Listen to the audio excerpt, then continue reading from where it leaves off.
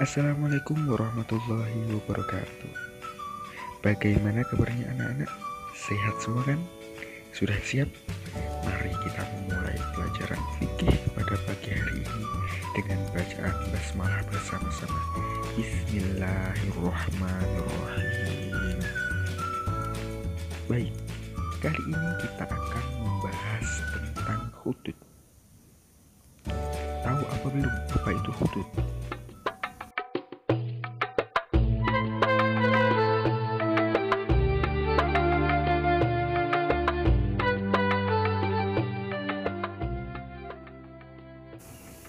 Sebelum membahas lebih jauh tentang hudud, perlulah kita dudukkan perkara sesuai tempatnya. Bahwasanya hudud berasal dari bahasa Arab yang kata dasarnya adalah had, yang berarti batas. Hudud berbentuk jamak dari had, berarti beberapa batas. Secara sederhana, Bapak Quraisy Shihab dalam buku triloginya, salah satunya menerangkan bahwasanya had merupakan pelanggaran tertentu yang telah ditetapkan oleh Allah, kadar dan jenis sanksi-sanksi bagi pelanggarnya. Maka had ini telah ditentukan. Kalau pelanggarnya bentuknya seperti ini, maka hukumannya seperti ini, sudah jelas ditentukan. Had dibagi ataupun hudud dibagi menjadi beberapa macam. Yang pertama tentang perzinaan, zina, kemudian khodaf, menuduh zina, kemudian minum homer, kemudian bentuk-bentuk dari mencuri seperti menyamun, merampok, dan merumpak.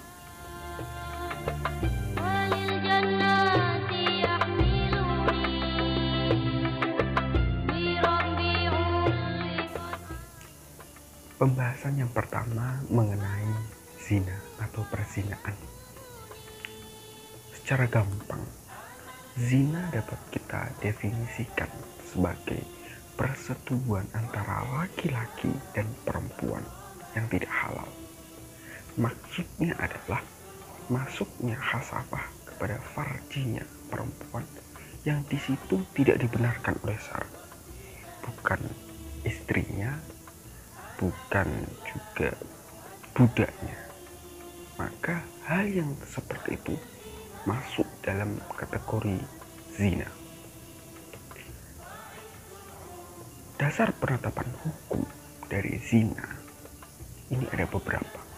Yang pertama adalah adanya 4 saksi. Keempat saksi ini memiliki beberapa syarat. Yang pertama adalah mereka harus laki-laki, baligh, kemudian berakal dan juga adil. Yang sering disalahpahami di sini adalah 4 saksi ini harus melihat secara jelas detail.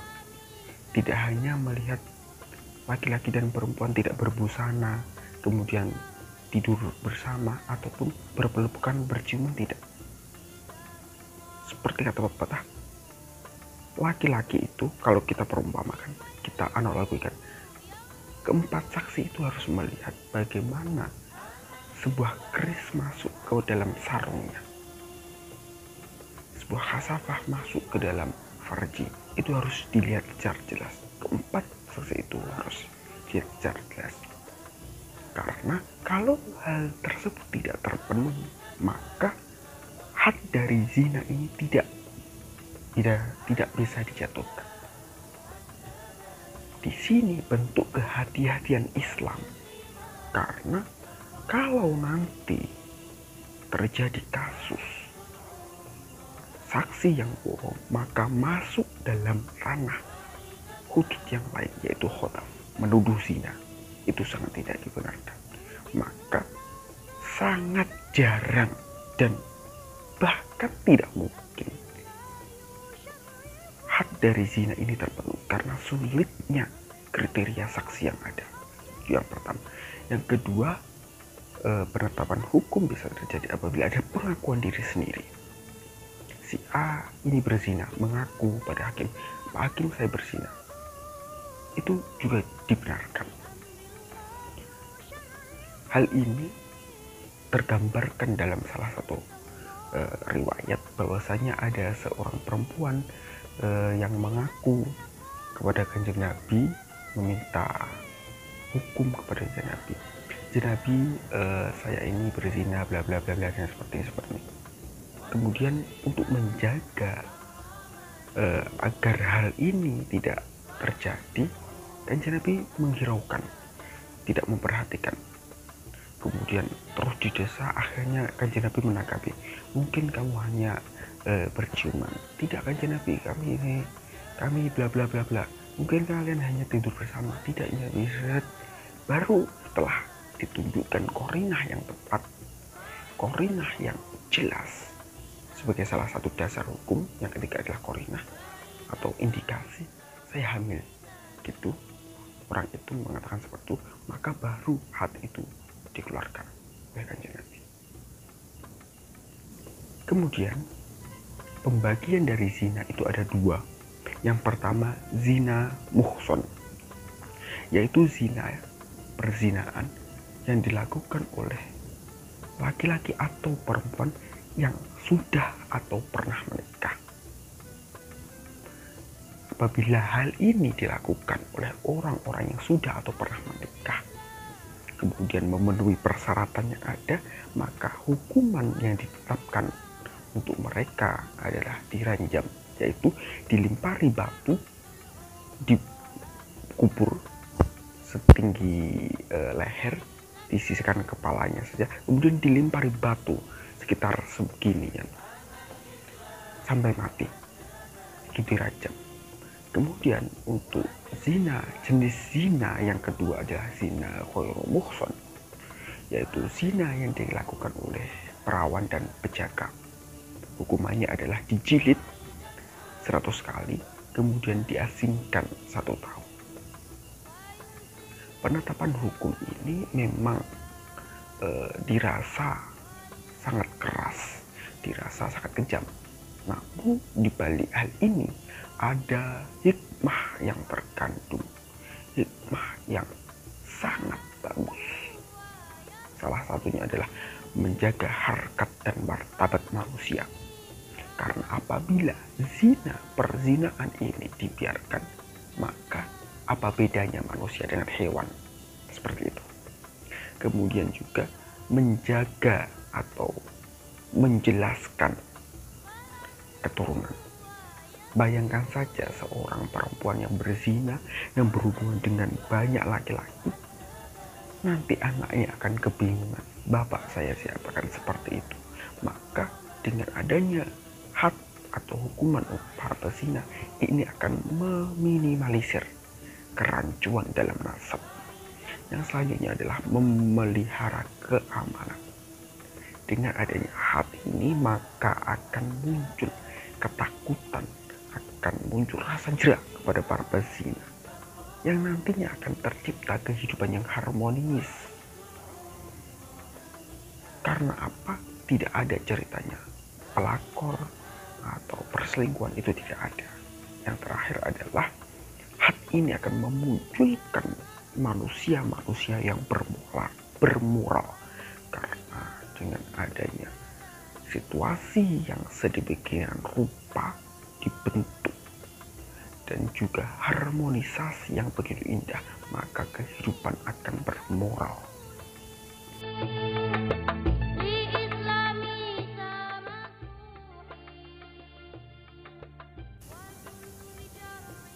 Pembahasan tentang hudud yang kedua mengenai qadhaf.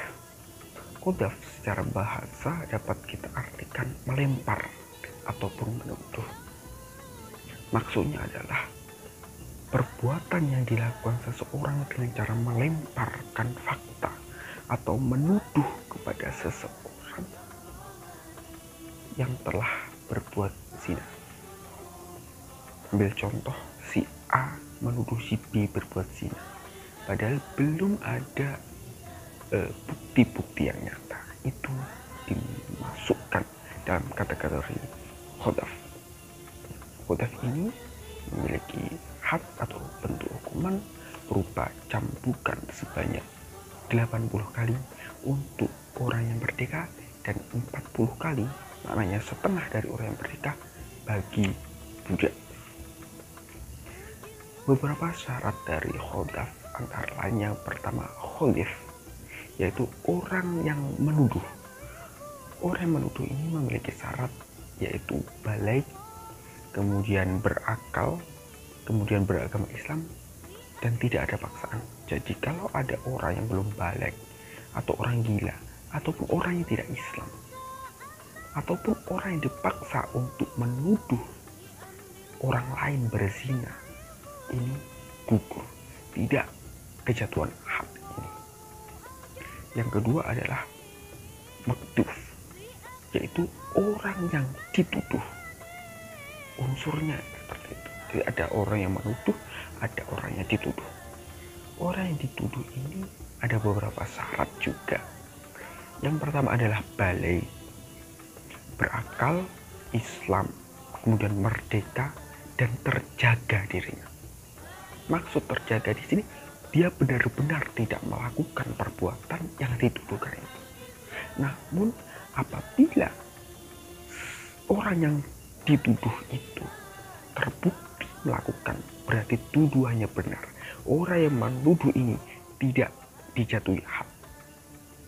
Maka syarat orang yang dituduh agar orang yang menuduh ini kejatuhan had adalah, salah satunya adalah terjaga atau terbukti tidak melakukan apa yang telah dituduhkan.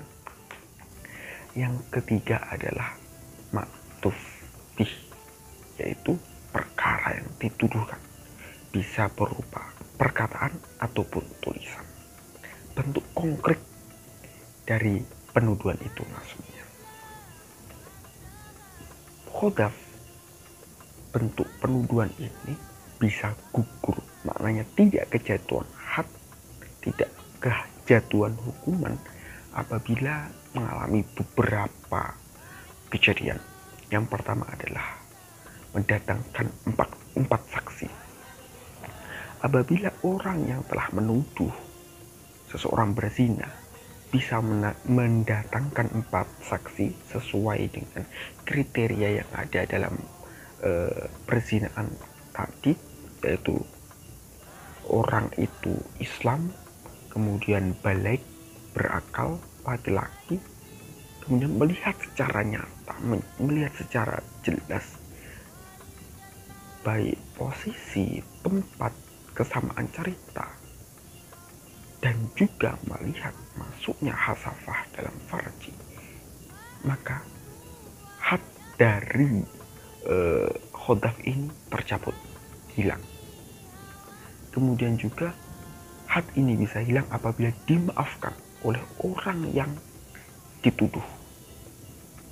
Jadi apabila si A menuduh si B berzina dan si B ini memaafkan atas tuduhan karena tidak terbukti, maka had ini dihapus, maknanya had ini tidak dijatuhkan. Yang ketiga adalah pengakuan yang dituduh. Orang yang dituduh ini mengaku memang benar apa yang dituduhkan si A tentang gini, ya, maka secara otomatis apa yang dituduhkan itu sudah diakui, hadnya tidak terjadi. Yang keempat maksud saya, sumpah li'an. Sumpah li'an ini adalah sumpah yang diambil oleh suami yang menuduh istrinya berzina. Ambil contoh, si A ini istri dari si B, kemudian si B menuduh istrinya si A ini berzina. Kemudian si B ini mengatakan apabila dia ini si A ini berzina, memang betul-betul berzina, maka saya benar. Apabila dia tidak berzina, apa yang saya tuduhkan itu salah, maksudnya seperti itu, maka Allah akan melaknati hidupnya. Nah, seperti contoh itu.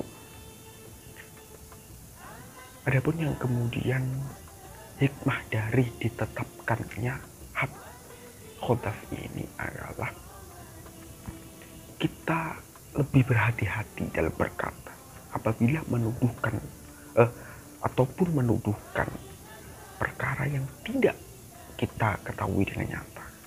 Itu kita lebih berhati-hati, lebih selektif lagi dalam melihat realitas yang ada. Yang selanjutnya adalah kehidupan semakin harmonis karena tidak ada orang yang menuduh dan tidak ada orang yang dituduh, tidak ada percekcokan karena rasa takut dari had yang telah ditetapkan, yaitu 80 jilid tadi. Selanjutnya adalah menimbulkan rasa jera. Karena had ini orang akan jera, orang akan takut melakukan penuduhan. Wah, jangan menuduh, nanti saya di had berupa jilitan 80 kali. Wah, itu rasanya sakit dan malunya itu sampai ke tulang belulang. Nah, mungkin perkataan mereka akan seperti itu. Yang terakhir adalah menegakkan keadilan. Barang siapa yang melakukan kejahatan, maka dia akan memetik apa yang dia perbuat. Karena siapapun yang menanam, dia akan memetik. Siapapun yang menggali lubang, dia akan masuk ke dalamnya. Demikian materi pada pertemuan kali ini. Semoga ada guna dan manfaatnya. Tetap jaga kesehatan, jaga jarak, pakai masker, cuci tangan, dan hindari kerumunan. Saya akhiri, semoga kita dapat bertemu di pertemuan yang mendatang. Wallahul muwaffiq ila aqwamit thoriq. Assalamualaikum warahmatullahi wabarakatuh.